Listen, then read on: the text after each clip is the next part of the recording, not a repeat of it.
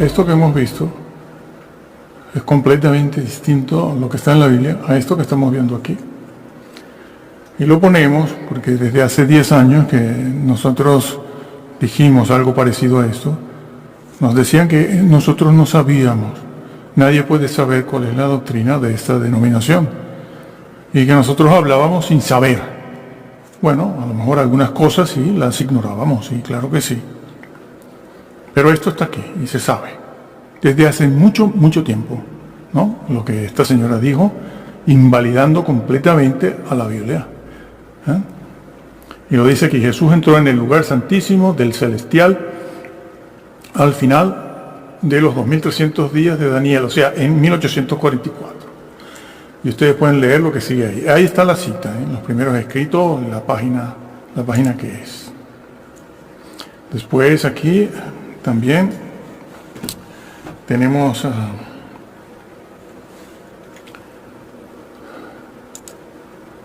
tienen esto, ¿no? Aquí también se dice esto. Después de la ascensión, nuestro Señor, Salvador, iba a participar en su obra como nuestro gran sumo sacerdote. Muy bien. El apóstol Pablo dice, no entró Cristo en el santuario hecho de mano, figura, sí. Bueno, esa es la cita bíblica.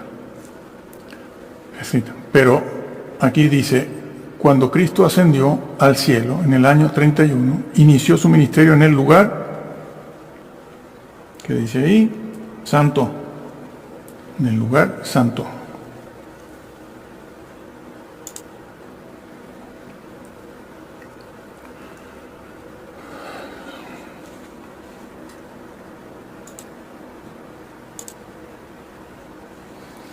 Aquí lo vuelve a decir, esto nuevamente, aquí lo vuelve a decir, el 22 de octubre con fecha y todo, algo que el Señor dijo que nadie sabía la fecha y la hora, pero aquí lo sabía. Es decir, un día como hoy, hace 174 años, etcétera, etcétera. Pasó del lugar santo al lugar santísimo. Al lugar santísimo pasó en 1844, porque hasta esa fecha él no estaba en el lugar santísimo según estos señores.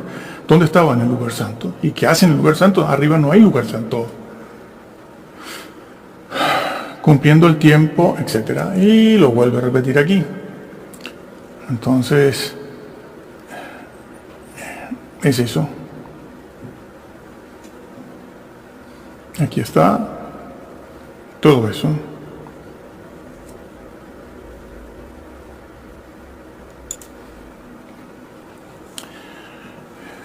Juicios de valor. La doctrina sí salva.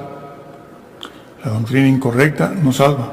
Siempre me acuerdo de Pablo, que tenía muchos problemas con el tema de la resurrección en la iglesia cristiana de Asia Menor y Grecia, porque en toda esa zona creían en la resurrección los cristianos, pero habían modificado, como ya explicamos hace un año o más, habían modificado la forma de esa doctrina. La doctrina la mantenían, pero la forma de la doctrina la habían modificado.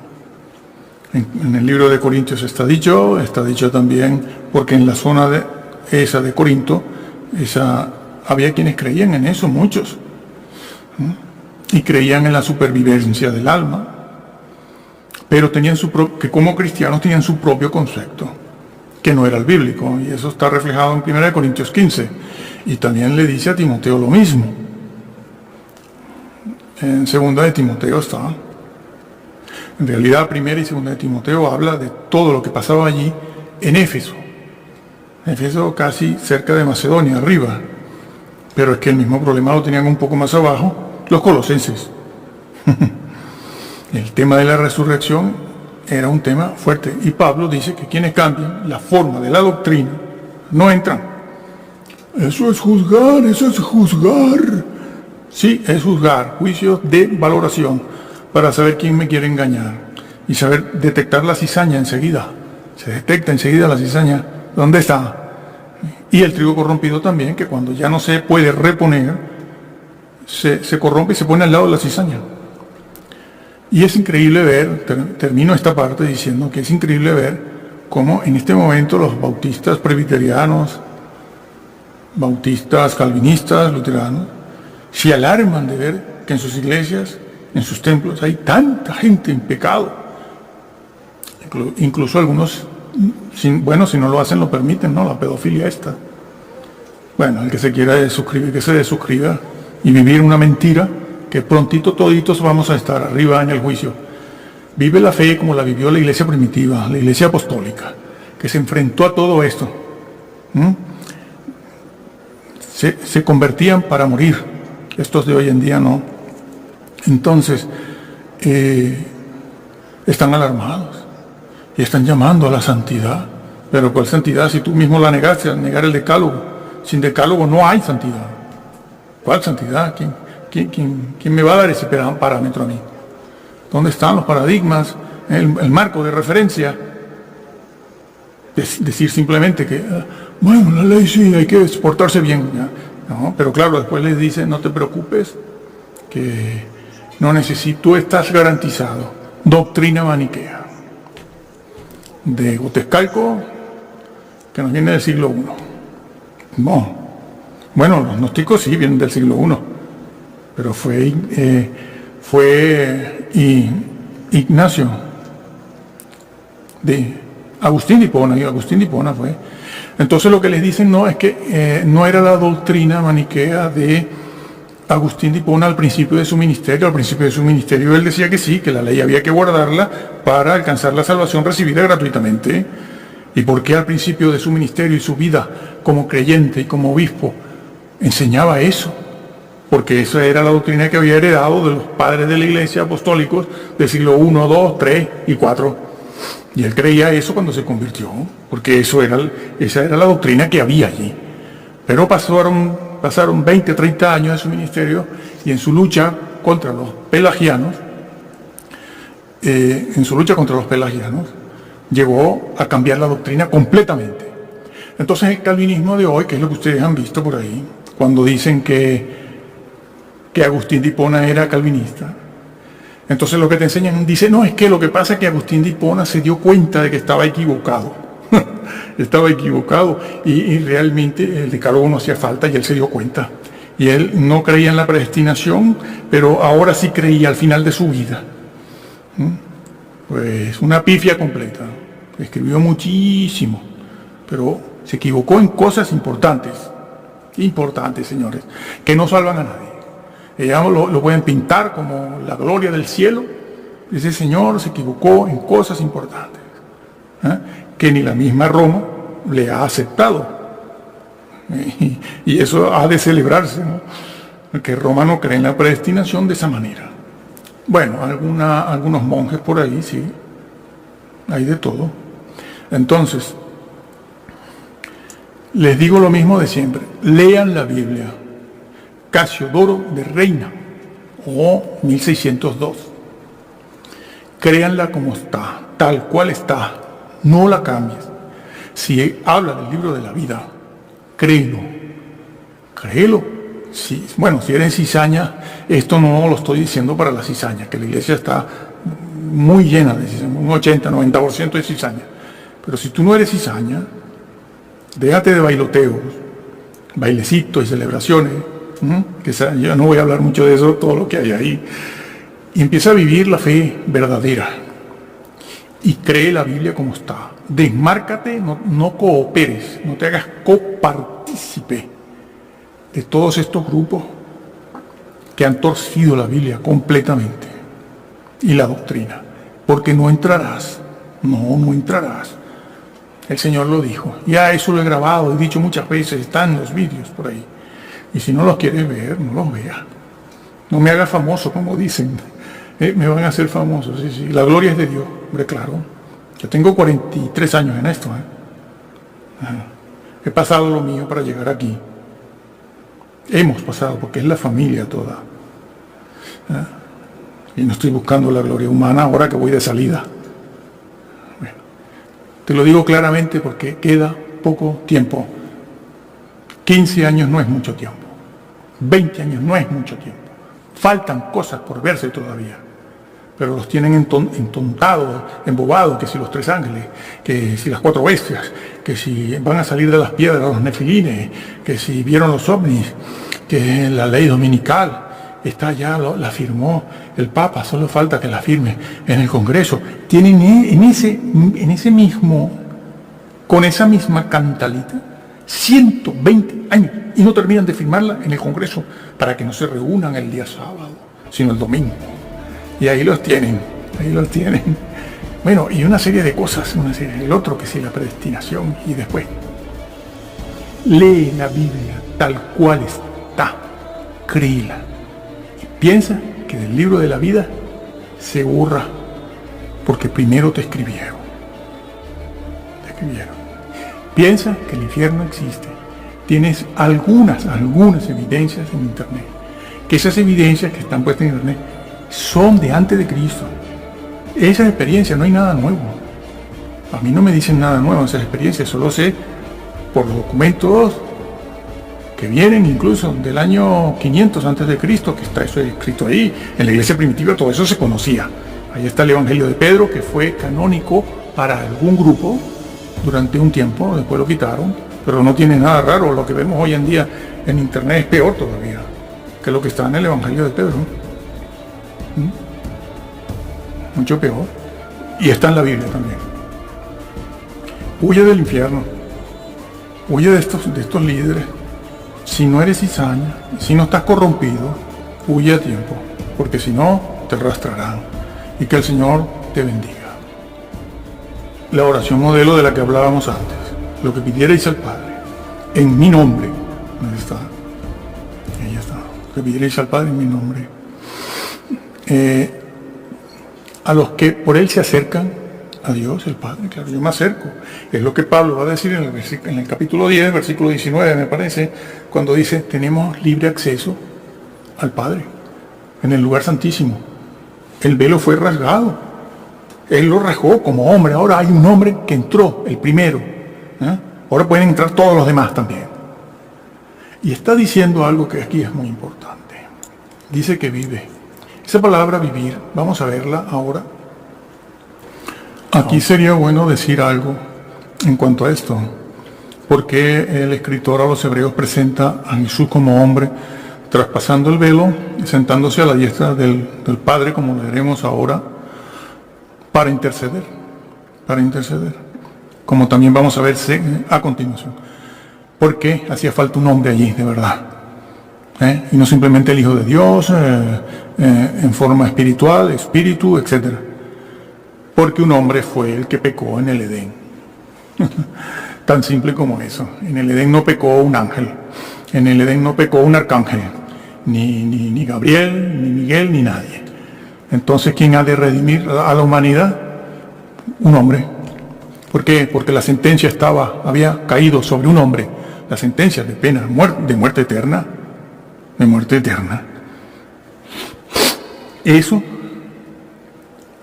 esa era la sentencia eterna. ¿Y cómo se le hace la contra a eso, no? ¿Cómo se quita eso? Pues un hombre tiene que pagar por eso. Los arcángeles ni los ángeles han pagado, han caído en eso. Dios mío, ¿qué han hecho? Poner un arcángel allá arriba de intercesor. Pero si los arcángeles no pecaron en el Edén, fue un hombre ha de restituir. Y es ese Señor, Jesús, el Hijo de Dios, que tiene deidad. Eso hay que decirlo porque es que no les interesa absolutamente nada que no sea la predestinación. Y yo puedo pecar. Han llegado a eso, Tengo los vídeos aquí, pero yo por vergüenza ajena no los pongo aquí. A ellos diciendo, si peca, después de todo un mensaje, ¿sí? Después de todo un mensaje casi que arminiano o wesleyano o pentecostal o de sana doctrina, lo que sea, que yo no pertenezco a ninguno de esos grupos. Pero después de haber predicado como un wesleyano, al final dicen, bueno, no te preocupes, si pecas, pide perdón. Así, escuchen, delante de Dios lo digo. Y si vuelves a pecar, vuelves a pedir perdón. Y si vuelves a pecar, vuelves a pedir perdón. Y si pecas otra vez, vuelves a pedir perdón. Le digo, pero ¿qué estás haciendo, loco? Si ustedes han criticado a la Iglesia Católica y al confesionario, porque eso es lo que ellos han hecho históricamente, hasta ahora, y ahora vienes tú y lo predicas para mantener tu falsa doctrina maniquea. Dios, el juicio será algo grave, Se les está diciendo, se les está advirtiendo, se les está poniendo un juicio de valor. Aquel será el que salve o condene. Y ahora pasamos, leemos el versículo siguiente al 24 al 25, que lo habíamos dejado un poco, ¿no? Dice, viviendo siempre para interceder por ellos. Aquí hay dos cosas. Interceder, aquí se dice interceder, pero en otros lugares se dice mediar, lo tenemos por aquí, ¿no? En otros lugares se dice mediar. Aquí se los he puesto, ¿no? Puede salvar, interceder, ahí está el vocablo interceder. Lo tienen por aquí también, para eso se puso esto, ¿no? Pero tienen el vocablo interceder por aquí también. Y el vocablo mediar o mediador, en el mismo libro a los Hebreos, es un vocablo ambivalente.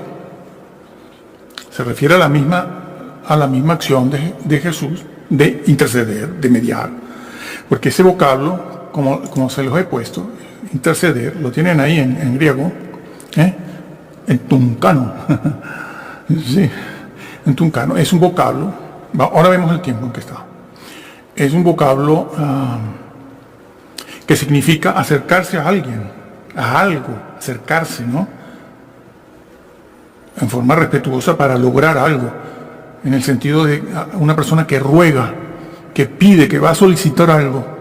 Sí, ese es el vocablo interceder, es que se ha de traducir así, porque es un solo vocablo.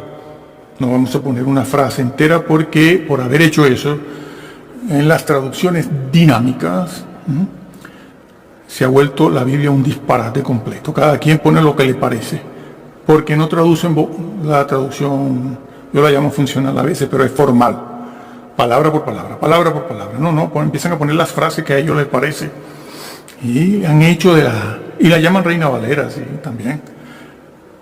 Bueno, entonces han hecho un desastre. Entonces ese vocablo que está ahí así, significa eso, creo que lo hemos puesto aquí, ¿no? Sí, lo dice allí, encontrarse con alguien para rogar o demandar algo, ¿no? O pedir alguna cosa de manera modesta. A veces no para pedir siempre lo bueno, a veces para pedir alguna cosa que no lo es tanto. En este caso, una bendición de Dios, que es el perdón de pecados. Utilizan esto para decir, bueno, voy a pedir un carro, un coche, un automóvil, voy a pedir 2 trabajitos, y así, y cosas así. Esto no sirve para eso, porque aquí nos está hablando de eso. Si usted quiere pedir un carro, una casa, un trabajo, tiene que ir a otras partes de la Biblia, si las encuentra. Vamos a ver el griego, lo tenemos aquí también. Ese es el distinguirlo bien, pero aquí lo tenemos también. El versículo 25 dice eso, puede salvar, aquí dice eternamente, allí donde leímos antes dice perpetuamente, salvar para siempre, pero con una condición, a los que se allegan a Dios. La mayor parte de los cristianos la oración la oración bíblica la tienen descuidada completamente descuidada, y no es bíblica. Están más ocupados de los ensayos de las danzas, por cierto. En la ley de judía, no hay nada sobre las danzas. Nada. Ni en el decálogo, mucho menos. Esas son costumbres culturales, pero no es nuestro tema aquí. Entonces, dice interceder. Ya hemos visto algo de interceder. Intercede. Bueno, lo repetimos aquí, ¿no? Ese interceder, como está ahí interceder, es un infinitivo. El infinitivo no te indica tiempo, simplemente te dice la acción. No tiene género, no tiene número. Un infinitivo no tiene género, no tiene número, no tiene tiempo tampoco. Te indica solo la acción, interceder. ¿Interceder qué? ¿Cuándo? ¿Cómo? ¿Quién?